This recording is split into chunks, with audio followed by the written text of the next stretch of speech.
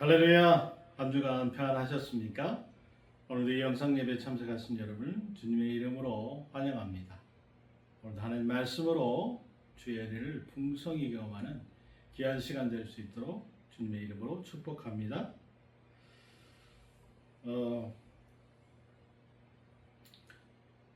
늘 제가 말씀드리지만 참 변덕스러운 날씨가 아닐 수가 없습니다.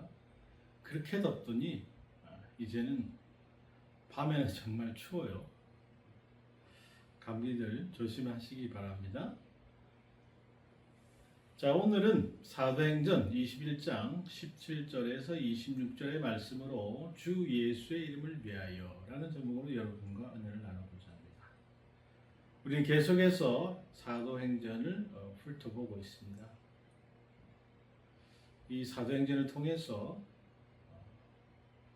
단순히 우리가 바울의 사역만을 기억하는 것이 아니라 그 바울의 사역이 우리 삶에 어떤 영향을 미치는지 종합적으로 설교를 통해서 여러분들이 한번 생각해보고 우리가 주님의 제자로서 어떤 삶을 선택해야 되는지 돌아보는 그런 시간이 되었으면 좋겠습니다. 자, 어떤 철학자가 이런 말을 했습니다. 철학자들은 참 말을 잘 만들어내요. 근데 그 말이 틀린 말이 아니라 우리가 이해할 수 있고 또 의유적으로 표현을 하긴 하지만 참 귀에 쏙 박히는 맞는 말이다. 그런 생각들을 많이 하게 되는데 어떤 말인고 하니 인생은 B와 D 사이의 C다 이렇게 얘기했어요. 무슨 소리냐? B와 D 사이의 C라니. B는 birth, D는 death. 그 사이에 C는 뭐예요? choice다라는 거예요. 즉 태어남과 죽음 사이의 선택이다. 그런 뜻이죠. 정말 맞는 말이죠. 인생은 선택의 총합이라고 우리는 말할 수 있습니다. 우리 매일 크고 작은 선택의 기로에 서게 되어 있어요. 우리가 어떤 학교에 갈 것인가, 어떤 일을 할 것인가, 또 무엇을 먹을 것인가, 무엇을 입을 것인가, 어떤 삶을 살아갈 것인가, 또 큰 선택부터 여러분들 중국집에 가면 뭐 짜장면을 먹을 것인가, 아니면 짬뽕을 먹을 것인가, 짬짜면을 먹을 것인가, 이런 작은 선택까지 전부 다 우리는 선택의 삶을 살죠. 그런데 이런 선택의 순간마다 우리 안에는 내적인 갈등이 일어나는 거예요. 내가 본능을 따를 것인가 아니면 가치를 따를 것인가 하는 고민이죠. 그때마다 우리 안에서 두 목소리가 부딪힙니다. 본능은 속삭여요. 조금만 더 쉬어라. 안전한 쪽으로 가라. 네가 상처받지 않는 길을 택하라. 반면 가치는 이렇게 외치는 거예요. 비록 네가 손해를 입어도 옳은 길로 가라. 편안함보다는 진실을 택해라. 이익보다는 사랑을 선택해라. 본능의 계산과 복음의 확신이 충돌할 때 우리의 선택은 곧 우리의 이야기가 되고 우리의 이야기는 곧 우리의 인격이 되는 것입니다. 인생은 결국 선택의 총합이고 그 합은 우리 믿음을 증명합니다. 오늘 본문에서 사도 바울은 갈림길 사이에서 어떤 선택을 하는가, 우리가 바울의 선택을 따라가며 참된 그리스도인의 삶이 무엇인지, 또 주님의 제자는 무엇을 기준으로 결단해야 하는지 한번 같이 생각해 보고자 하는 것입니다. 첫 번째로 우리가 생각해 볼 것은 때로는 우리가 고난이 있음을 알면서도 가야 할 때가 있다는 거예요. 바울은 지금 예루살렘을 향한 여정 중에 있습니다. 1절부터 읽어야 되지만 뒤에서부터 읽었습니다. 여러분들 앞에 부분은 여러분들 읽어보시기 바랍니다. 바울에게는 예루살렘에 가야만 하는 특별한 사명이 있었어요. 이방인 교회들이 예루살렘 교회를 위해서 모은 구제 헌금을 전달하는 일이었어요. 단순한 물질 전달이 아닙니다. 유대인 교회와 이방인 교회가 한 몸임을 눈에 보이게 하는 일, 복음이 민족과 문화를 넘어서 하나로 묶는다라는 그 하나님의 뜻을 세상 앞에 드러내는 그런 중요한 일이었습니다. 그래서 이 일은 너무나 중요했고요. 바울 자신이 직접 가지 않을 수가 없었던 겁니다. 하지만 이 여행길 순탄하지가 않았죠. 곳곳에서 경고의 음성이 들려옵니다. 먼저 두로 교회에서 일어난 일을 한번 보십시오. 4절입니다. 제자들을 찾아 거기서 이래를 머물더니 그 제자들이 성령의 감동으로 바울더러 예루살렘에 들어가지 말라 하더라. 자, 이 사람들 성령을 통해서 바울에게 고난이 기다리고 있을 것이다. 그것을 알게 되고 인간적으로 그 내용을 알고 있는데 차마 바울을 보내고 싶지 않았다는 거죠. 더 구체적인 경우는 가이사라에 있습니다. 전도자 빌립의 집에 머물고 있을 때 유대에서 내려온 선지자 아가보가 갑자기 바울의 허리띠를 가져다가 자기 손과 발을 막 묶어요. 그러면서 막 모노드라마를 하기 시작합니다. 그리고 이렇게 말하죠. 성령이 말씀하시되 예루살렘에서 유대인들이 이같이 이 띠를 인 자를 결박하여 이방인의 손에 넘겨주리라 하거늘. 자, 그 자리에 있던 모든 사람들이 이제 숨을 죽입니다. 마치 법정에서 판사의 집행 명령을 듣는 것처럼 바울의 앞길에 결박과 고난이 기다린다는 사실을 선명하게 드러내는 그런 순간이었어요. 자, 이런 경고들을 들은 바울이 어떻게 반응했겠습니까? 여러분이라면 어떻게 반응했겠습니까? 여러분들한테 어디 가면 반드시 안 좋은 일이 있을 것이다. 근데 그 일은 하나님을 위한 일이니까 너는 어떻게 하겠니? 가면 고난이 분명히 있을 거야.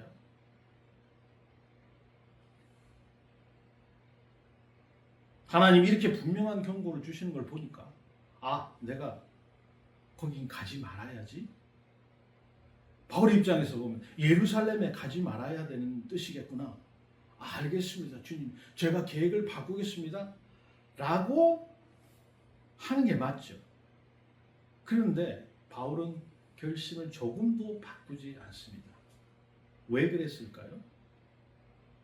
바울은 이런 경고들이 하나님께서 그의 예루살렘 행을 막으시는 신호가 아니다라는 것을 이미 알고 있어요.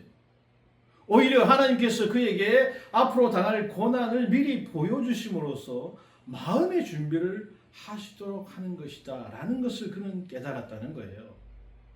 우리는 고난이 오면 생각합니다. 이 일이 고난인지, 이 고난 뒤에 오는 어떤 축복이 있는지 그걸 생각하지 않고 오로지 고난에 집중하는 경향이 있어요. 고난 뒤에는 하나님께서 주신 고난은 여러분 반드시 그 뒤에 축복이 따른다는 사실을 여러분 꼭 기억하십시오. 바울에게는 이미 성령의 힘을 통해서 받은 분명한 사명이 있었어요. 그 사명은 고난이 있다고 해도 포기할 수 있는 게 아니라는 거예요. 예수님도 같은 길을 가셨잖아요. 예수님도 예루살렘에 고난 받으실 것을 미리 아셨습니다. 제자들이 만류해요. 하지만 예수님은 인자가 많은 고난을 받고 장로들과 대제사장들과 서기관들에게 버림받아 죽임을 당하고 사흘 만에 살아나야 할 것이다. 이렇게 말씀하시면서 예루살렘을 향해서 나아가십니다. 우리의 본능은 언제나 고난을 피하고 싶어 합니다. 위험하면 도망가고 싶고요. 어려움을 포기하고 싶어요. 그러나 주님이 부르시는 자리는 종종 그 고난의 길 위에 있다는 것입니다. 그렇다면 어떻게 해야겠습니까? 각오와 결단이 필요하죠. 바울처럼 주 예수의 이름을 위하여 나는 결박받을 뿐 아니라 예루살렘에서 죽을 것도 각오하였노라 라는 고백이 필요한 것입니다. 예를 들어서 여러분 이런 거예요. 여러분들이 학생이면 학교에서, 직장이면 직장에서 복음을 전하려고 할 때 거절당하거나 조롱당할 수 있어요. 또 두려움 때문에 입을 열기 어려운 순간들이 있습니다. 괜히 관계가 어색해지지 않느냐, 내가 괜히 이상한 사람으로 보이지 않을까 하는 마음의 본능처럼 올라오는 거예요. 그러나 하나님이 주신 영원 사랑의 마음과 사명이 의식이 있을 때 복음을 전하는 길을 우리는 선택하게 된다는 거예요. 조금이라도 내 입을 열어서 저 사람에게 주님을 전해야 되겠다. 그 마음이 우리에게 일어난다는 겁니다. 한 영을 향한 눈물의 기도가 선배와 동료를 향한 책임감이 결국 고난의 길을 선택하게 만드는 힘이 된다는 것이죠. 비록 큰 도움은 안 될지 몰라도 우리가 지원하고 있는 선교지에 목사님들이 계세요. 또 특히나 우리 스리랑카 김 목사님 같은 경우는 본인은 편안한 노후 생활을 얼마든지 할 수 있는 사람이에요. 근데 그 생활을 버리고 복음의 부르심을 따라 나갔던 거죠. 낯선 언어와 문화, 건강의 제약, 생활의 불편 속에서도 선교사님께서는 그 자리가 주님이 부르시는 자리라는 확신을 붙들고 나아가신 거죠. 그 결과로 그 척박한 스리랑카라는 곳에 불교 문화가 불교인이 90%가 넘는 그곳에서 그 영혼들에게 말씀을 전하게 되고 지금은 이제 선교센터를 운영할 정도로 많은 선교적 업적을 이루어 나가고 있습니다. 선교사님의 삶은 고난을 피하지 않고 순종할 때 복음의 역사가 열린다는 사실을 우리에게 분명하게 보여주죠. 우리에게 이런 결단이 필요합니다. 나를 구원하신 주님을 위해서 나의 편안함을 내려놓고 고난을 감수할 각오가 여러분 되어 있습니까? 진정한 신앙은 축복과 형통만이 아니라 때로는 십자가의 무게를 짊어지는 거예요. 그것이 여러분 제자의 길이다라는 것이죠. 두 번째로 우리는 때로는 우리의 마음이 아파도 뿌리쳐야 할 때가 있다는 것이죠. 자, 아가보의 예언이 선포되자 상황이 더 격렬해집니다. 이제는 바울이 가장 가까운 동역자들 누가를 비롯한 선교팀까지 합세해서 울면서 바울의 바지끄레기를 붙드는 거예요.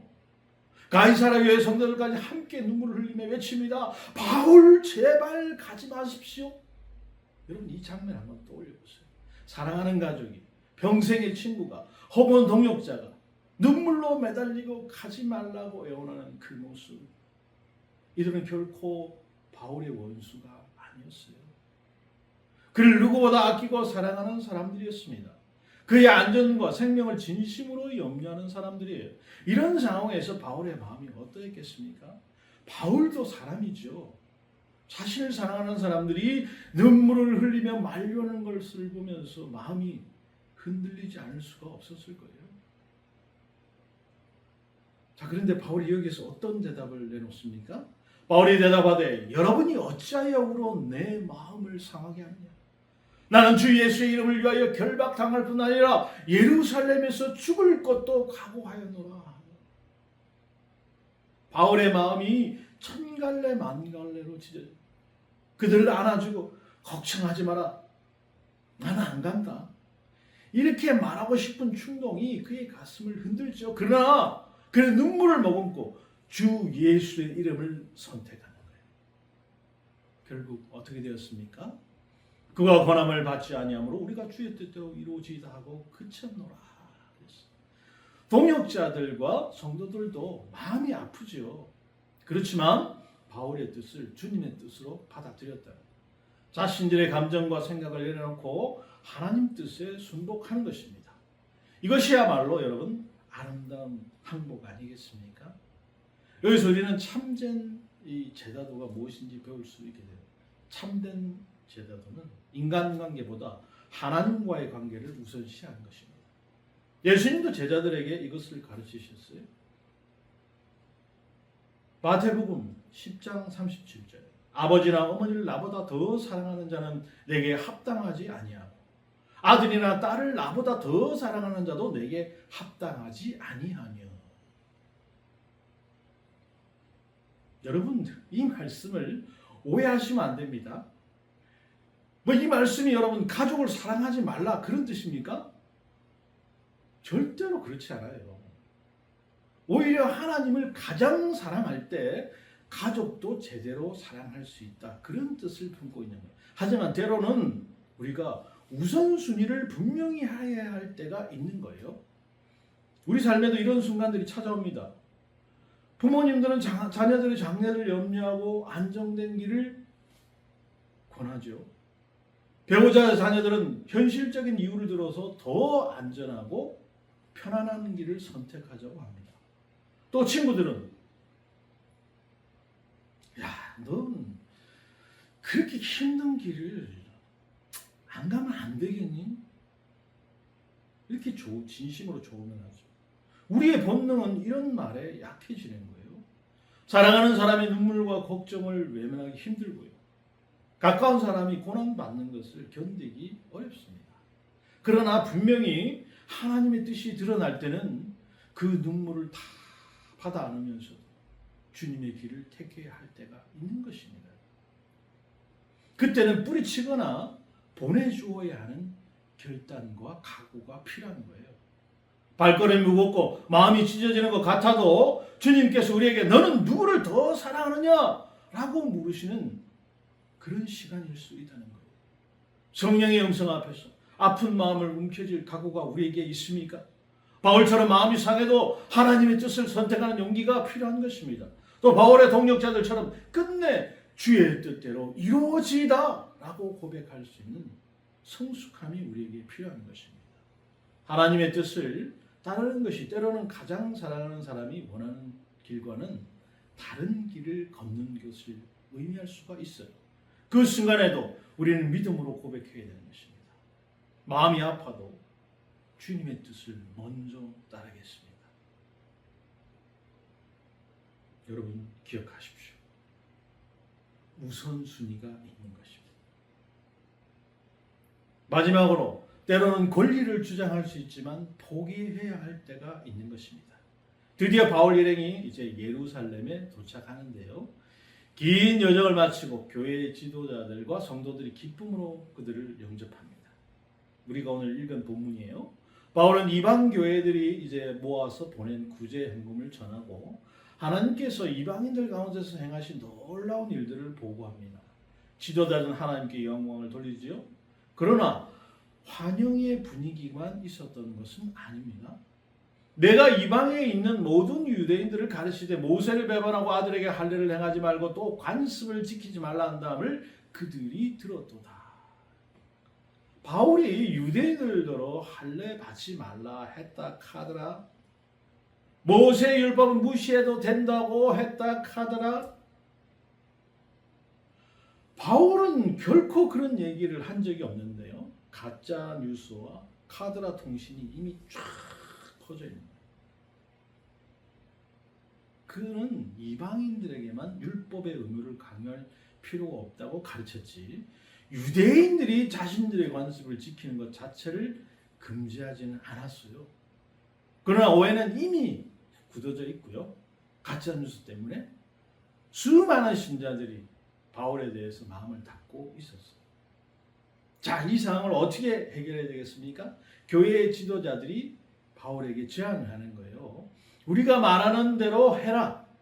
서운한 네 사람이 있는데 그들을 데리고 함께 결례를 행하고 그들을 위하여 비용을 내서 머리를 깎게 하라. 그러면 모든 사람이 그대에 대해서 들은 것이 사실이 아니고 그대도 율법을 지켜 행하는 줄로 알 것이다.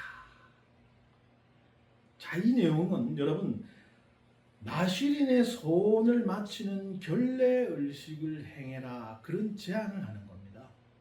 나실인의 결례 의식이 뭡니까? 내가 나실인으로 소원을 했어요. 그 소원을 마친 후에 어떻게 하느냐? 정해진 기간 동안에 금규와 의무를 마무리하고 거행하는 정결 예식이 바로 결례 의식인데요. 결례 의식의 주요 내용은 이렇습니다. 나실인은 포도주, 독주, 포도나무, 소나물, 머리를 깎지 않고 엄격한 금기를 30일 이상 지킨 뒤에 결례 의식을 통해서 이 소원을 마무리합니다. 자, 그 절차는 어떠냐? 결례 의식에는 순양 2마리와 암양 1마리 등의 제물을 바치고 머리를 깎는 의식이 포함돼요. 자, 순양 2마리와 암양 1마리가 들어요. 여러분, 비용이 상당히 많이 듭니다. 목회자들도 여러분, 목사 안수 받으려면 비용이 상당히 많이 들어요. 왜 그렇게 들어야 되는지 모르겠지만 많이 들어요. 바울도 이 4명의 나시린과 함께 비용을 내고 결례를 행합니다. 그 나머지 사람도 돈이 없어요. 바울이 돈을 다 내요. 자, 이 목적이 뭐냐?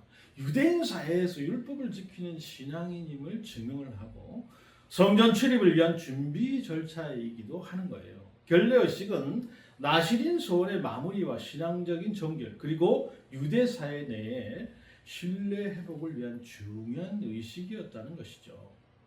그러니까 교회 지도자들이 바울에게 이런 제안을 함으로써 바울이 여전히 율법을 존중하고 있다는 것을 보여주고자 했다는 거예요. 그렇게 하면 바울에 대한 오해가 풀릴 것이다 라고 생각하는 거죠. 자, 이 제안을 받은 바울이 어떻게 반응하느냐? 바울이 뭐 승기를 냈겠습니까? 아니, 내가 뭐 이방인의 사도입니다. 왜 유대인 오해를 풀기 위해서 제가 이런 일을 해야 되겠습니까? 저는 그런 율법주의로부터 자유로운 사람입니다 라고 말할 수도 있죠. 또는 여러분, 그것은 오해입니다. 제가 언제 유대인들에게 할례 받지 말라고 얘기했습니까? 제가 언제 율법 무시하라고 했습니까? 여러분, 제 유튜브 채널에 들어가서 한번 보세요. 설교 다 올라와 있는데 라고 변명을 할 수도 있죠. 하지만 바울은 아무 말 없이 교회의 지도자들의 제안을 받아들여요. 바울이 이 사람들에게 전날 그들과 함께 결례식을 행하고 성전에 들어가서 각 사람 위에 제사 드릴 때까지 결례식이 만기되는 것을 신고하니라 그랬어요. 여러분, 바울이 왜 이렇게 합니까? 그 첫 번째는 바울은 교회의 연합과 일치를 무엇보다도 소중하게 여겼기 때문에. 바울이 예루살렘에 온 그 가장 큰 이유가 여러분 바로 이것입니다. 이방인 교회에 구제 헌금을 전달함으로써 유대인 교회와 이방인 교회가 하나됨을 보여주려고 했던 거예요. 이런 상황에서 자신의 권리나 체면을 주장하다가는 교회의 분열이 일어나게 될 것이고 자신이 예루살렘에 온 목적 자체가 무너지게 되는 것이었죠. 두 번째는 바울은 복음을 위해서라면 얼마든지 양보할 각오가 되어 있었기 때문이죠. 바울은 복음의 본질을 훼손하지 않는 한 주변에 그 약한 사람들을 위해서 얼마든지 자신을 낮출 준비가 되어 있는 사람. 세 번째는 바울은 진정한 그 진정성의 행동으로 보여주는 것이 말로 변명하는 것보다는 더 효과적이라는 것을 알고 있기 때문이죠. 여러분, 내가 이런 거 있습니다, 저런 거 있습니다, 아무리 여러분 설명을 해도 오해가 풀리지 않을 때가 있어요. 아무리 해명하려고 하면 할수록 더 의심을 받을 때가 있는 거예요. 이럴 때는 말이 아니라 행동으로 보여주는 것이 필요한 것이죠. 교회 안에서도 여러 오해나 소문이 생길 수 있잖아요. 누군가 나에 대해서 사실이 아닌 이야기를 퍼뜨릴 수 있습니다. 저도 사역을 하면서 성도들이 저에 대해서 이상한 소문들을 퍼뜨리는 것을 많이 겪었어요.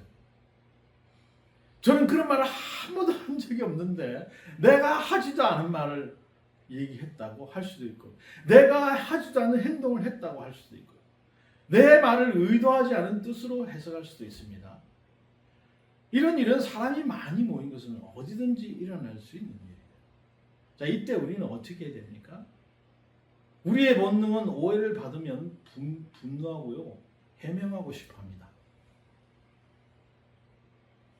억울하다고 소리치고 싶고요, 나를 오해한 사람들 향해서 화를 내고 싶고 심하면 들이받는 수가 있는 거죠. 바울은 더하지 않겠습니까?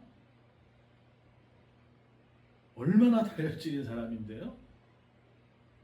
하지만 바울처럼 때로는 우리가 해명할 권리를 포기해야 할 때가 있는 거예요.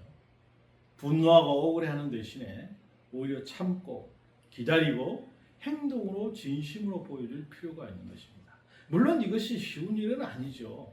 바울도 분명히 마음이 아팠을 거예요. 자신이 그토록 사랑하는 유대인 동족들에게 내가 오해를 받고 있다라는 그 사실 얼마나 괴롭겠습니까?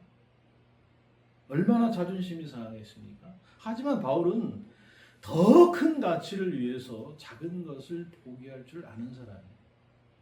바울처럼 우리도 스스로에게 물어봐야 됩니다. 나는 내 권리를 주장하는가? 아니면 교회의 화평을 위해서 내려놓는가? 진정한 신앙의 성숙은 권리를 지키는 데 있지 않고요, 권리를 기꺼이 포기하면서까지 더 큰 가치를 붙이는 데 있는 것입니다. 자, 결론적으로 오늘 말씀에서 우리는 이 바울의 삶 속에서 드러난 진정한 제자의 그 세 가지 각오를 보았습니다. 첫 번째는 편안함을 버리고 고난의 길을 기꺼이 걸어가는 각오. 두 번째는 사랑하는 이들의 그 만류와 눈물 앞에서도 오직 하나님의 뜻을 붙드는 각오. 마지막으로는 억울함을 해결할 수 있음에도 불구하고 교회의 연합을 위해서 자신의 권리를 내려놓는 각오. 솔직히 말하면 이 세 가지는 우리 본성과 정면으로 부딪히는 내용들입니다. 우리는 본능적으로 편안하고 안전한 길을 찾죠. 우리는 사랑하는 이들의 눈물 앞에서 무너집니다. 우리는 억울하면 목이 터져라 해명하고 싶어지는 거예요. 그런데 바울은 어떻게 이런 본성을 넘어설 수 있었을까요? 그 답은 단 한마디, 그의 고백 속에 있어요. 오늘 우리 설교의 제목처럼 주 예수의 이름을 위하여. 바울이 이토록 강하고 담대할 수 있었던 이유는 그저 의지가 강해서가 아닙니다. 그 근거는 오직 십자가에서 자기 생명을 내어주신 예수 그리스도의 그 사랑 때문이에요. 죄인 중에 괴수였던 자신을 위해서 예수님이 죽으셨다는 그 사실, 그 사랑이 그의 가슴을 완전히 사로잡습니다. 그 사랑이 그의 두려움을 이기게 했고요. 그 사랑이 그로 하여금 눈물을 딛고 일어서게 했으며 그 사랑이 그의 권리를 포기하게 만들었다는 것입니다. 사랑하는 예수 은혜 교회 성도 여러분, 우리도 이 사랑을 기억해야 합니다. 우리를 위해 십자가를 지신 주님, 끝까지 우리를 포기하지 않으시는 주님의 그 사랑을 깊이 우리가 묵상할 때 우리 안에서도 바울과 같은 각오가 생겨나게 될 것입니다. 나는 주 예수의 이름을 위하여. 이 고백이 우리의 심장을 뛰게 하고요, 우리의 삶의 방향을 바꾸게 될 것입니다. 그럴 때 하나님께서 우리를 통해서 놀라운 일을 행하실 것입니다. 바울을 통해서 복음이 땅끝까지 확장된 것처럼 우리의 작은 헌신과 결단을 통해서 교회가 든든히 세워져 가고 복음의 빛이 더 넓게 퍼져나가게 될 것입니다. 앞에서 제가 뭐라고 얘기했습니까? 인생은 B와 D 사이의 C입니다. 여러분, 그 C는 과연 무엇이겠습니까? 내가 태어나서 죽을 때까지 내 편안함, 내 유익, 내 권리를 선택하는 초이스입니까? 아닙니다. 우리의 C는 십자가에서 나를 위해 모든 것을 내어주신 바로 크라이스트, 주 예수임을 기억하십시오. 어떤 고난이 와도, 어떤 눈물이 흘러도, 어떤 억울함이 몰려와도 그리스도를 향한 우리의 사랑과 그 헌신만은 흔들리지 않는 저와 여러분, 또 우리 예수 은혜의 교회가 되기를 주님의 이름으로 축복합니다.